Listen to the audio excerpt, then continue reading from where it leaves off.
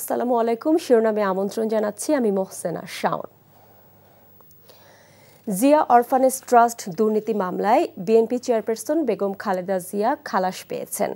প্রধান বিচারপতি ডক্টর সৈয়দ রেফাত আহমেদের নেতৃত্বাধীন আপিল বিভাগের পূর্ণাঙ্গ বেঞ্চ আজ এই রায় দেন। এর আগে মঙ্গলবার শুনানি শেষে রায়ের জন্য আজকের দিন ধার্য করা হয়। গত বছরের 11 নভেম্বর জিয়া অরফানেজ ট্রাস্ট দুর্নীতি মামলায় 10 বছরের সাজার বিরুদ্ধে খালেদা জিয়ার লিভ টু আপিল মঞ্জুর করে আপিল বিভাগ। একই সঙ্গে খালেদা জিয়াকে দেওয়া সাজায় স্থগিত করে আদালত। 2018 সালে জিয়া অরফানেজ ট্রাস্ট দুর্নীতি মামলায় খালেদা জিয়াকে 5 বছরের কারাদণ্ড দেয় বিচারিক আদালত। একই সঙ্গে এই মামলার অন্য 5 আসামি প্রত্যেককে 10 বছর করে সশ্রম কারাদণ্ড দেওয়া হয়।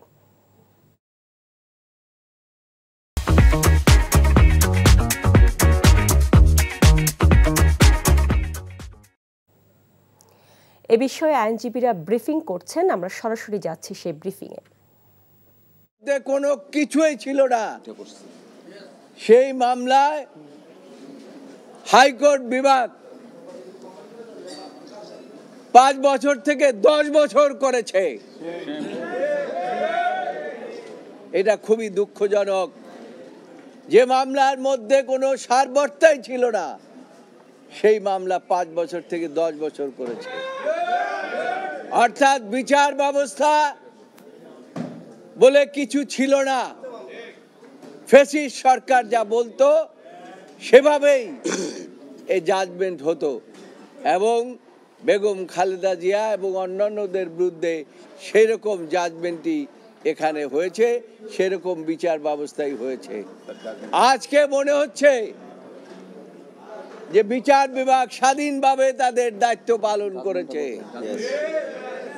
গত 4 দিন হিয়ারিং করে আজকে তারা পুঙ্খানুপুঙ্খরূপে সমস্ত কিছু বিশ্লেষণ করে, সমস্ত এভিডেন্স বিশ্লেষণ করে সর্বসম্মতভাবে আজকে তারা জাজমেন্ট দিয়েছে। জাজমেন্টে প্রথমেই বলেছে যে অ্যাপিল ইজ অ্যালাউড। সাথে সাথে আরো বলেছেন যে নিম্ন আদালতের যে রায় দেওয়া হয়েছে, হাইকোর্ট যে রায় দেওয়া হয়েছে সেগুলোকে বাতিল করে দেওয়া হলো। এবং আরো বলেছেন যে এই মামলায় যারা আপিল করতে পারেন নাই, জনাব তারেক রহমান সহ সকলকেই তিনি খালাস দিয়েছেন এই আদালত। এবং আরো বলেছেন এই সমস্ত মামলায় যে সমস্ত বেল বন্ড দেওয়া হয়েছে সেই বেল বন্ড ও আর থাকলো না। তাই এই প্রসিকিউশন ছিল একটা ম্যালিশিয়াস প্রসিকিউশন। এইটা ম্যালিশিয়াস মানে হচ্ছে একটা বিদ্বেষমূলক এবং প্রতিহিংসামূলক। এবং কার বিরুদ্ধে প্রতিহিংসা? পুরো জিয়া পরিবারের উপরে প্রতিহিংসা, সারা বাংলাদেশের বিরুদ্ধে প্রতিহিংসা। সেই প্রতিহিংসার আজকে আমাদের দেশের সর্বোচ্চ আদালত আজকে ন্যায় বিচার করে সেই প্রতিহিংসা থেকে আমাদেরকে মুক্ত করলেন, আমাদের নেত্রীকে মুক্ত করলেন, আমাদের ভারপ্রাপ্ত চেয়ারম্যানকে মুক্ত করলেন এবং পুরো জাতিকে মুক্ত করলেন।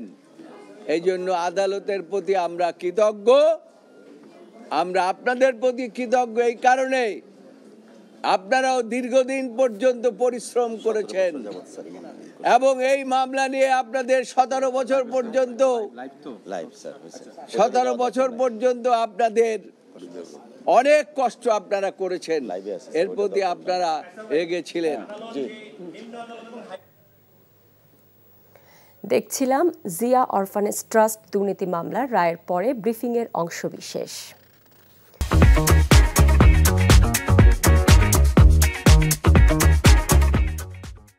কক্সবাজারের সেন্ট মার্টিনে আগুনে কয়েকটি রিসোর্ট পুড়ে গেছে, তবে এতে কেউ হতাহত হয়নি।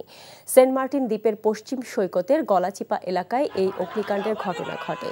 দ্বীপের বাসিন্দারা জানিয়েছেন, মঙ্গলবার রাত 2:30টার দিকে দ্বীপের পশ্চিম সৈকতের গলাচিপা বিচ ভ্যালি রিসোর্টে আগুন লাগে।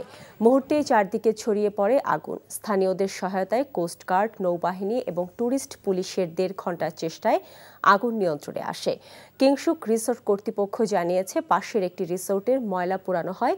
এই ময়লা থেকে প্রাথমিকভাবে আগুনের সূত্রপাত বলে জানা গেছে। দেশের উত্তরাঞ্চলে আবারও বেড়েছে শীতের প্রকোপ। আজ দেশের সর্বনিম্ন তাপমাত্রা পঞ্চগড়ের তেঁতুলিয়ায় 9.6 ডিগ্রি সেলসিয়াস। মঙ্গলবার রাত থেকে বাতাসের তীব্রতা বাড়তে থাকে। এরপর থেকে তেঁতুলিয়ায় কমতে থাকে তাপমাত্রা। কনকনের শীতে কাবু সাধারণ মানুষ। ছিন্নমূল খেটে খাওয়া মানুষগুলো পড়েছেন বিপাকে। রাস্তাঘাট অনেকটাই জনশূন্য। দিনাজপুরে বেড়েছে শীতের তীব্রতা। ভোরে কুয়াশার মতো বৃষ্টি ঝরছে। শীতে যুবথবুর সাধারণ মানুষ। হাসপাতালে বাড়ছে ঠান্ডাজনিত রোগীর সংখ্যা, যাদের বেশিরভাগই শিশু। জয়পুরহাটেও বেড়েছে শীতের দাপট। সকাল থেকে সূর্যের দেখা নেই, যানবাহন চলছে হেডলাইট জ্বালিয়ে। এছাড়া কুড়িগ্রাম, নওগাঁ, চুয়াডাঙ্গা সহ উত্তরাঞ্চলের বেশিরভাগ জেলায় কমছে তাপমাত্রা। চট্টগ্রাম নগরীর চান্দগাঁও পুলিশ বক্সে হামলা এবং অস্ত্র ছিনিয়ে নেওয়ার চেষ্টার অভিযোগে 2 জনকে গ্রেফতার করেছে পুলিশ। মঙ্গলবার রাতে মোহরা চেকপোস্টে এই হামলার ঘটনা ঘটে। পুলিশ জানায়, কাপ্তাই সড়কের চান্দগাঁও থানার এসআই অসিতনাথ ফোর্স সহ চেকপোস্টের ডিউটি চলাকালে সন্দেহজনক একটি ট্যাক্সি ক্যাবকে থামতে বলে। এ সময় পুলিশের সাথে বাকবিতণ্ডা শুরু হয় ট্যাক্সির যাত্রীর। ভাইরাল হওয়া ভিডিওতে দেখা যায় 2 জন পুলিশের উপর হামলা চালায়। এ সময় তারা পুলিশের অস্ত্র ছিনিয়ে নেওয়ার চেষ্টা করে। এ ঘটনায় 4 পুলিশ সদস্য আহত হয়। পরে আসামি মোর্শেদ খান ও করিমকে গ্রেফতার করে পুলিশ। পুলিশের কাজে বাধা ও পুলিশের অস্ত্র ছিনিয়ে নেওয়ার চেষ্টার অভিযোগে মামলা হয়েছে।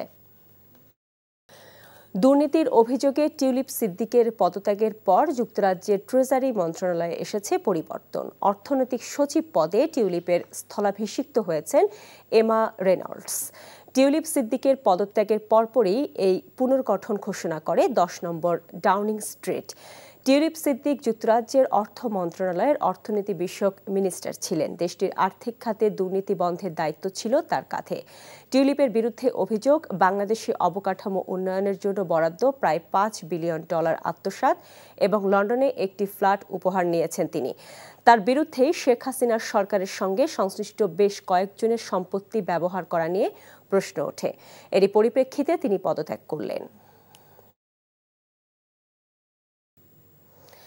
শিরোনাম এটুকুই। এই খবরের ভিডিও সহ আপডেট জানতে ভিজিট করুন এনটিভি অনলাইন www.ntvpd.com। এছাড়াও এনটিভি জনপ্রিয় সব অনুষ্ঠান ও খবরের আপডেট জানতে ভিজিট করুন আমাদের ইউটিউব ও ভেরিফাইড ফেসবুক পেজ।